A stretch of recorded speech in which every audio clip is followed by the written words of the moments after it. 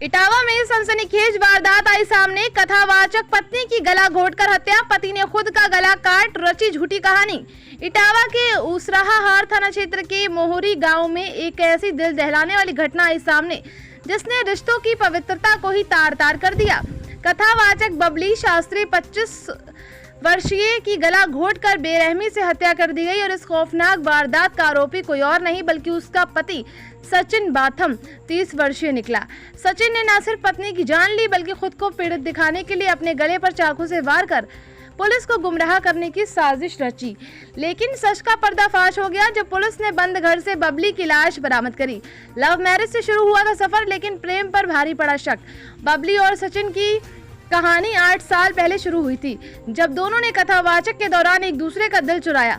बबली की मधुर आवाज और कथावाचन की कला लोगों को मंत्र मुग्ध करती थी, तो सचिन मजीरा बजाकर उसका साथ देता था।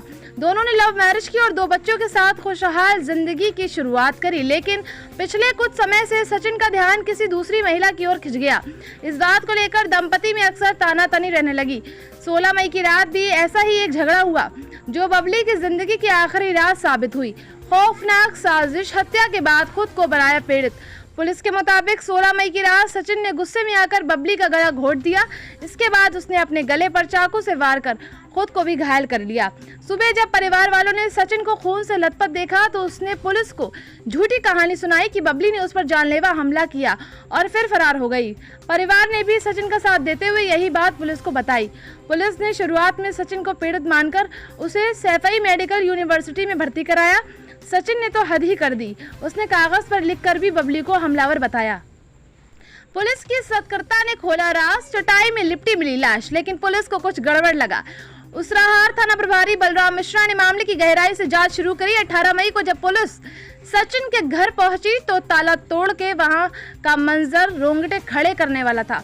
घर के कोने में चटाई में लिपटी मिली बबली की लाश। ये खुलासा होते ही सचिन की सारी साजिश धरी की धरी रह गई। सैफई मेडिकल यूनिवर्सिटी में भर्ती सचिन ने जब कड़ाई से पूछताछ की गई तो उसने आखिरकार अपना गुनाह कबूल कर लिया। परिवार भी सवालों के घेरे में है, बच्चे भी थाने में हैं। सचिन की मां और भाई जो उसके साथ अस्पताल में थे, इस मामले में कोई स्पष्ट जानकारी नहीं दे पा रहा है। पुलिस को शक है कि परिवार को इस साजिश की भनक हो सकती है। बबली और सचिन के 2 मासूम बच्चे भी हैं। फिलहाल उसराहार थाने में जिनका भविष्य अब अनिश्चितता के साए में है। ग्रामीणों का कहना है कि दंपति में अक्सर झगड़े होते थे, लेकिन किसी ने सोचा नहीं था कि ये विवाद इतना खौफनाक मोड़ लेगा। पुलिस की कार्रवाई और सवालों का सिलसिला।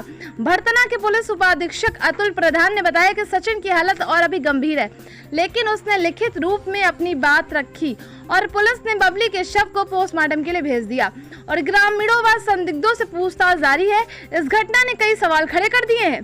क्या सचिन की साजिश में और लोग शामिल थे? दूसरी महिला कौन थी जिसके चलते ये खूनी खेल रचा गया? और सबसे बड़ा सवाल तो ये है कि क्या बबली के बच्चे को अब इंसाफ मिलेगा या फिलहाल पुलिस की जांच अभी जारी है? देखिए पूरी रिपोर्ट विस्तार से। थाना क्षेत्र उसराहार के एक व्यक्ति सचिन ने कल एक सूचना दी थी कि उसकी पत्नी ने उसके ऊपर हमला किया है, जिससे वो घायल हुआ। उसके गले पे चोट का निशान था। उसे हॉस्पिटल में भर्ती किया गया था और सुसंगत धाराओं में अभियोग पंजीकृत किया गया था। विवेचना के क्रम में ये पता चला कि सचिन ने अपनी पत्नी का मर्डर कर दिया है। शव उसके घर पे पड़ा हुआ था और उसने बहाना करने के लिए और गुमराह करने के लिए अपने गले पर भी चोट का निशान लगा लिया था। आज उसकी पत्नी का शव हम लोगों ने बरामद कर लिया है, उसे पोस्टमार्टम के लिए भेजा गया है। जो आरोपी सचिन है उसने अपनी पत्नी की हत्या करने की बात स्वीकार कर ली है।